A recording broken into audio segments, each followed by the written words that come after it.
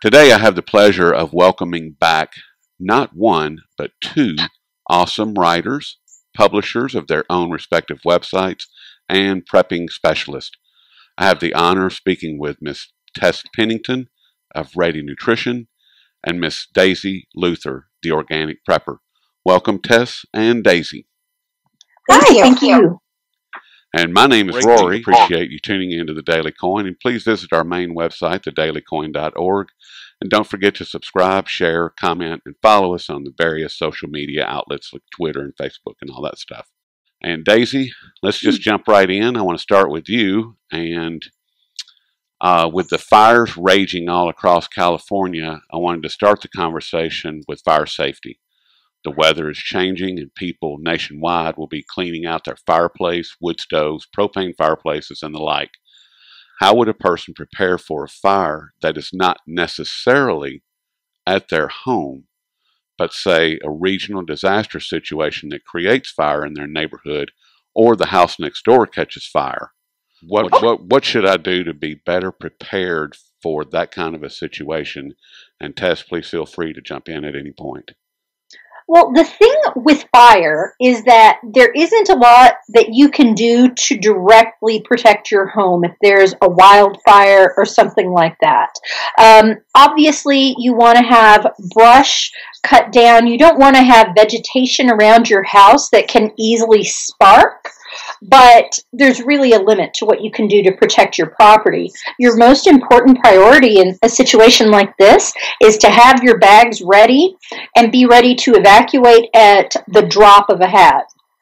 I live in a wooded area, and if there is a fire in my general vicinity, we immediately make certain that we've got all of our documents out of the safe. We've got all the important things that we might need right at the door. We've got pet carriers because we have cats and dogs and stuff like that.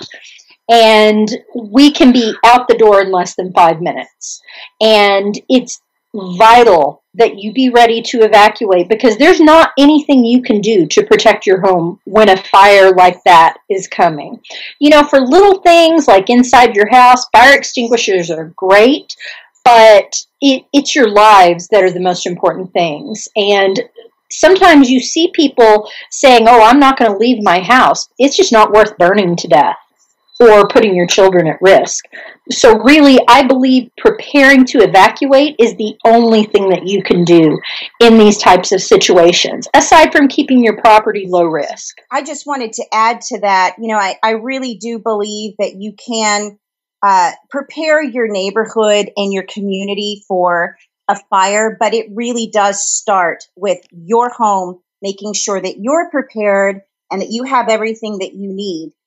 Daisy did hit on some very good points about preparing your home before a disaster strikes. And this is very similar to preparing for a hurricane. You want to gather any tools or lawn chairs, things like that laying around the yard. You want to clean up the brush, make sure everything is low. You can also connect your garden hose to outdoor water faucets and fill pools and hot tubs, garbage cans, any large water containers that can fill water, and you can set those strategically around your home. You can also place lawn sprinklers on the roof and just saturate your roof as much as you can. A lot of the issues that people have in wooded area is the large overgrowth of trees and, dried or dead branches that are just kind of, laying around. So you want to make sure that those are out of the way. Another thing that you can do to protect your home, if the fire is definitely coming your way, or if you're forced to evacuate, you want to turn off your gas. And any fuel lines that you have around the home, because that will help further protect it. But I do want to agree with Daisy, and the best thing that you can do is have a plan. The firefighters, when you're evacuating, they usually give you 5 to 10 minutes of warning. So you're not going to have time in that time frame to prepare an evac bag, get the important documents, make sure your kids have everything that they need. That's essential because this does take time. It does take planning. So you want to do this ahead of time. And this would be a great way to ensure that your neighbors are prepared as well, as to give them a checklist of things that they're going to need. Let them know that the fire's coming. Let's get something together so that we're all safe. Basically create a fire watch for the community. But, you want to have everything in place so that if a firefighter does come to your home and says that you need to leave, you will have everything and you can leave ahead of time so that you're not stuck in traffic or, in the chaos of people trying to evacuate. What about? Actually, can I add 2 things to this? Please. They usually do a voluntary evacuation before the mandatory evacuation. My vote is if there's voluntary evacuation, get out. Don't wait for it to become mandatory because that's how you get stuck in the traffic that Tess was talking about. But the second thing, I've been reading about this fire in California. This regards putting the sprinklers on your roof and all that kind of stuff. Actually, the firefighters there, and maybe it's because California is in such a drought, have asked people not to do that because it reduces the water pressure that they're able to get to fight the fire. So I think that might differ with every situation, and it may just be related to the drought in California. But you should probably look into what your local area recommends regarding soaking down your house, because if you leave your sprinklers on, they ended up having to cut the water lines to some of the houses to shut off their water so that they could get more water pressure themselves. Goodness. Now, what about sand? Now, you mentioned, taking care of clearing away some of the brush that's immediately at the house. I mean, would sand serve any purpose? I mean, as far as like coating your roof in the type of situation that you're talking about? I mean, I don't know how practical that is. Or having a barrier of sand around the perimeter of your property. I know that they dig big ditches around the homes, but I don't know about sand. It's an inferno when this is going on, so I don't know if sand would legitimately slow it down at all. Well, outside of California, I think that getting up on the roof and taking a lawn sprinkler or two, that's a great idea. Yeah. That really is. Because I mean, like I said, if you've got a situation like with Katrina or one of the other regional disasters where you've got building where people haven't shut the gas off, they haven't turned off their propane tanks, all of a sudden you've got a couple of explosions, and then you've got, the neighborhood is catching fire, and that's really the angle that I'm looking at, not so much as what's happening in California, because that's really a regional situation, and to look at it more on a larger scale, what people are going to have to deal with more regionally, and outside of California, outside of the fire zones, right? That sprinkler, that really is. I love that. So thank you. Yeah, definitely. That's worth the call right there. Yeah, and it's interesting because if you look back in history, in almost all disasters, it's fire in the aftermath of the disaster that causes all the problems. Yes. Like the San Francisco earthquake where the cow kicked over the lantern. Yep. And the whole thing burned down. Yep.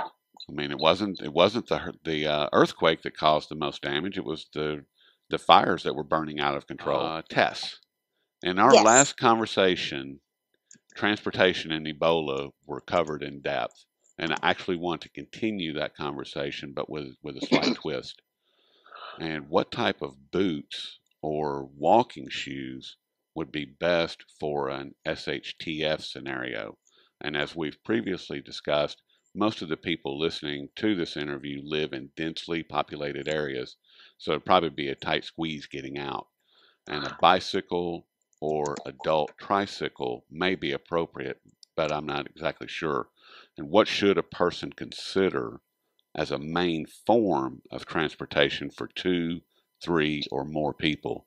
And Daisy, please jump in, chime in as you see fit. Okay. I think Daisy should go first on this. For alternative transportation? You know, we aren't big transportation people. Basically our plan is more to go on foot than to use transportation. Okay. We have pared down what we would take with us, and we would just backpack out. I hate to rely on having something additional like that.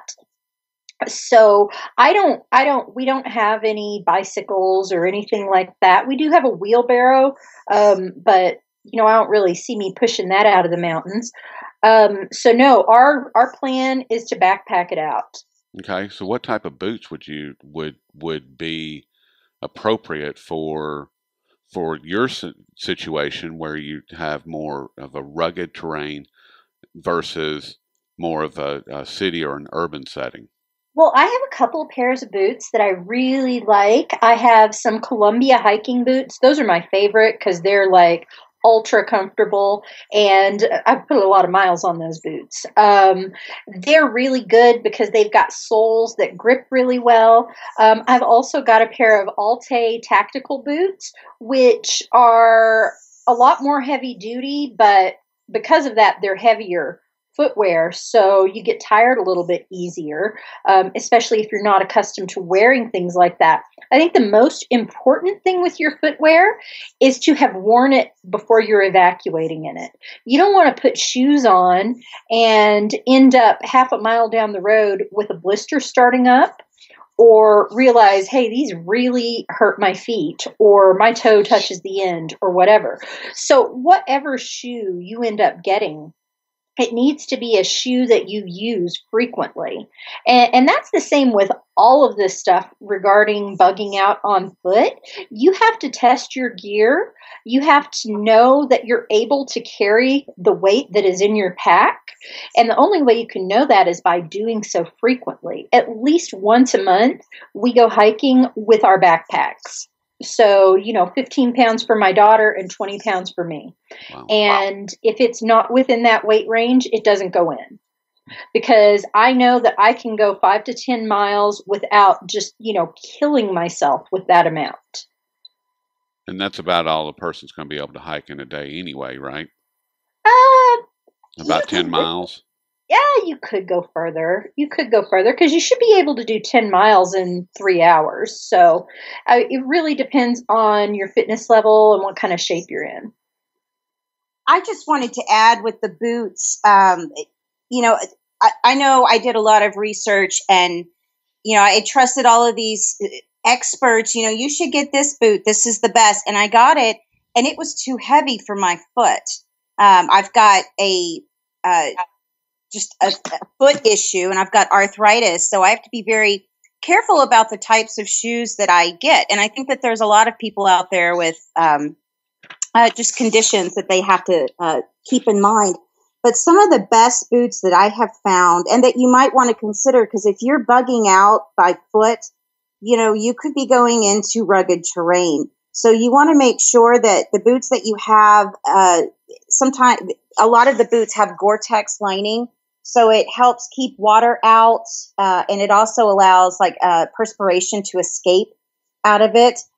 You also want some really good, very well-grooved soles, or the shoes on the areas on the bottom, so that it can kind of grab the mud and grab the terrain and help you, position your foot correctly without injuring it. So, you definitely want to keep these types of things in mind. And also, there's ways to winterize your boots to help protect them from the outside elements. So, as Daisy said, you want to practice using your gear, but you also want to practice in different temperatures and different types of weather-related things, so that that you're going to be protected from the elements. So, as far as bugging out because of a pandemic with Ebola, especially, the first thing that I would want to really stress to people, especially who are in the city, is to have a plan. And like Daisy said, with the wildfires, if try and bug out before there's a mandatory evacuation, because that is just going to cause a lot of undue stress. If you feel like there's an issue and that you need to evacuate and to keep your family safe, then you need to trust your gut and go with that and leave as soon as you feel it necessary. So that's just my advice on that, because I really do believe that a lot of people are, rightly concerned over this. It's such a scary issue, and it's affecting the entire world. So, get your plan in place now. Figure out where you're going to go. Ensure that you have all the supplies that you need, and get there as safe as you can.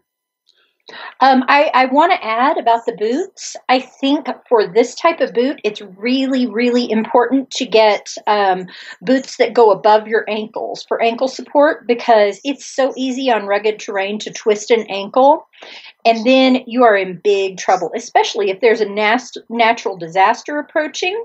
If you sprain your ankle and suddenly you can't walk at a decent pace, you're going to be in big trouble. I would also add to in your bug out bags to get some blister protection, because that is going to be a very painful walk if you've got a blister. Oh, yeah.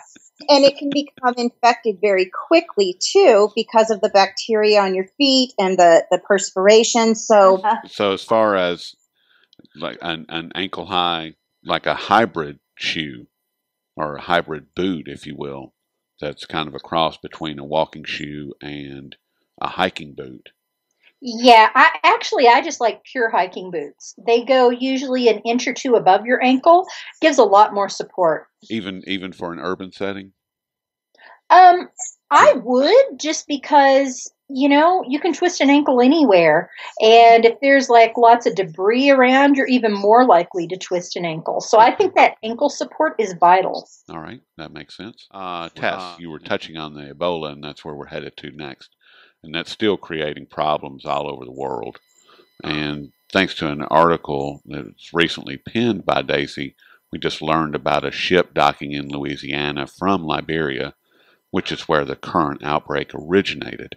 And there were several people that were sick that were on board. But the CDC says, it's okay, don't worry. Should we be worried? And what should we, or how should we prepare for medical martial law? And if so, outside of our everyday preps, what should be at the top of our priority list regarding staying safe? What herbs or vitamins should a person add to their preps in order to stave off contracting Ebola? Daisy, please chime in. I feel like the main goal of CDC is just to prevent hysteria from happening. I think that Ebola it's growing worse, and I think that the world governments waited too long to act on this, and it's gotten out of hand. Because now they're starting to send troops over to help out with the issue when they should have done this months ago.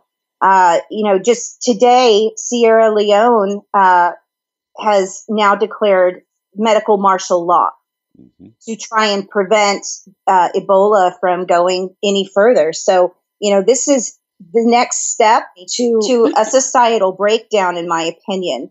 They cannot control the virus. People are not going to sit in their homes for a long period of time until this blows over. So I do believe that this is something that we should all be concerned with. And I honestly think that it's getting to a point, as Daisy indicated in her article, that, America is not going to be untouched by this.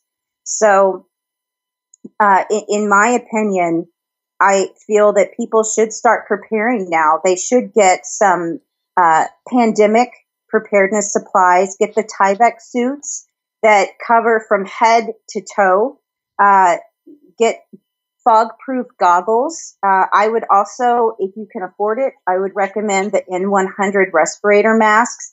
I actually just recently talked with Dr. Bones and Nurse Amy at a preparedness expo in Houston, and I was asking him what the difference between if there was a difference between the N95 and N100. And of course, he said that it would filter out that 0.5 amount of extra particles the N100s would.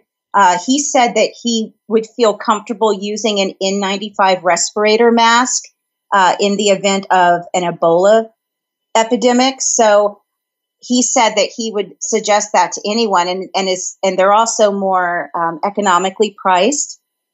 But my family has the N100s. I don't want to take any chances with my family's well-being, especially with this kind of horrible, horrible virus. So I would highly recommend people getting their pandemic kits together, invest in duct tape, invest in foot booties, respirators, the Tyvek suits. Just prepare for your community, having an outbreak, because if something like this happens, no one's going to want to go outside. No one's going to want to take the chance of coming into contact with something like this. What about herbs or vitamins? Is there anything that you guys have found that would be helpful to keeping it at bay or keeping it out of your system? Well, I know Daisy and I are pretty big proponents of elderberry extract. I absolutely love this little berry, and it's such a great little natural remedy that you can use. But from my research, I haven't really found any natural remedies. Maybe Daisy could shed light on this if she's heard anything. I actually have to agree with you. I really think that you have to just avoid contracting it by avoiding exposure. Obviously, the healthier you are, the better your immune system is going to be. So it's really important to preemptively get your immune system all boosted up with good nutrition. But as far as treating something like this herbally or counting on some kind of herbal preventative, there's all sorts of stuff going around the internet about, colloidal silver and different kinds of herbs and high dose vitamin C. I honestly would not put 100% of my faith in that. My personal plan with my family is, if it gets within 100 miles, if there is a confirmed case within 100 miles, we're not going out of the house. We are staying home until at least a month after the last case in our area, because that's the only way to keep from contracting a disease in a pandemic, and not just Ebola. It doesn't really matter what the pandemic is. Social distancing is the absolute best way to avoid contracting an illness. Okay. Now, you had mentioned the N95 and the N100 mask tests, Mm-hmm. and are those reusable? I'm forced for whatever reason to leave my home, and I've got the hazmat suit on, I've got the goggles, I've got everything taped down, got the N95, N100 mask on. Am I going to be able to reuse that mask, or is everything going to have to be discarded at that point and start over with new? You need to discard it.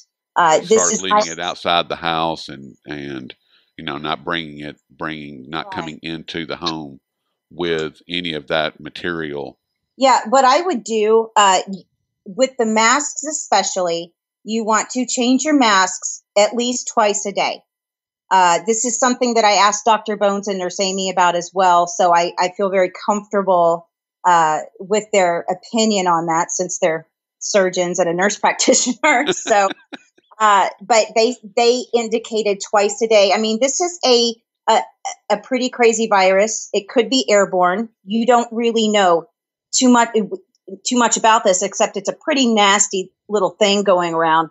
So what I would do in your home, if the Ebola has entered your community, I would create a room where you can take off. If you go out into the community with your suits on, when you go back into your home, I would get a lot of plastic sheeting and duct tape and create a sterile environment where you can take this off, leave it at the door, walk into the sterile environment and clean yourself, and, go through the proper precautions before you step foot into your home.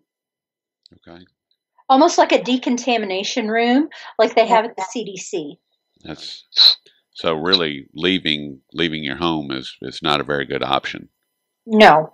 I'm Daisy. I plan on staying in, and that's the whole reason why we have prepared and really asked people to prepare for so long. I mean, this message isn't something of hysteria. It's common sense and practicality. And, there are events that are happening in this world that are outside of our control. Yeah. And the only thing that we can control is how prepared we're going to be to face that issue and survive it.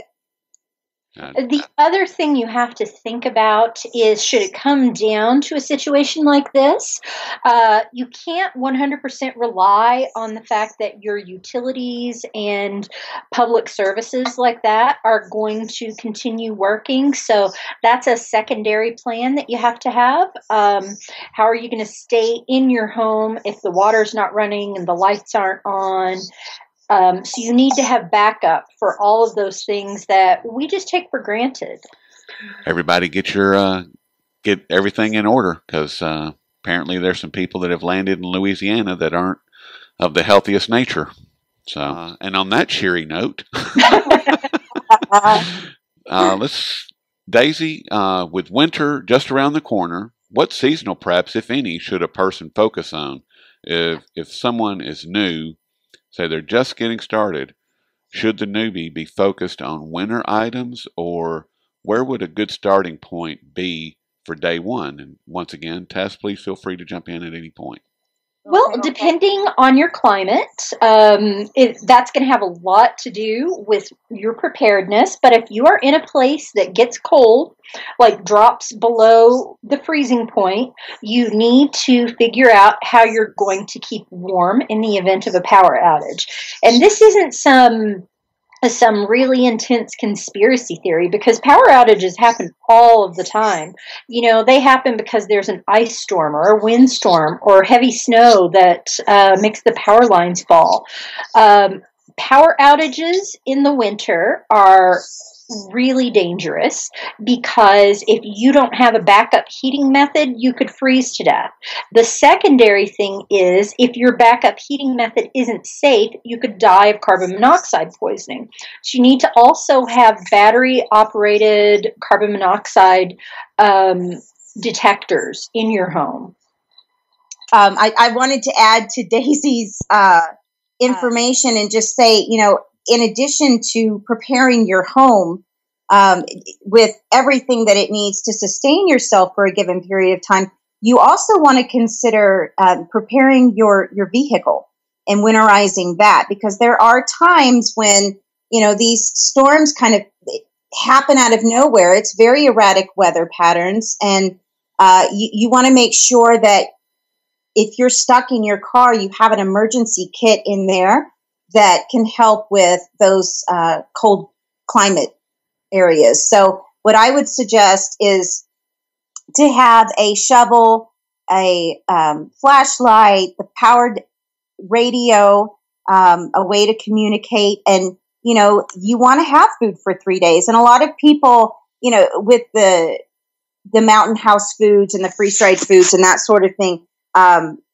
they keep them in their car for a season. because after that, because of the different exposures to different temperatures in the climate, it can affect the food. But, definitely have some food in there. I would suggest freeze dried and just have water there and a way to heat the water up, or some MREs. You also should consider having paracord, road salt, even emergency flares so that you can flag someone down if need be. So, you also want to prepare your car and your home for those types of events. Since most of us work outside of the home. Right. And we don't want to wind up like what happened in Atlanta last year. So yes, you're sleeping in the stoop or sleeping in your car because people are. There was a case last year also of a family that had a car accident in Nevada and ended up stranded out in the wilderness for 3 or 4 days in freezing temperatures. And the dad of the family was a hunter, so he was pretty good with like wilderness survival stuff.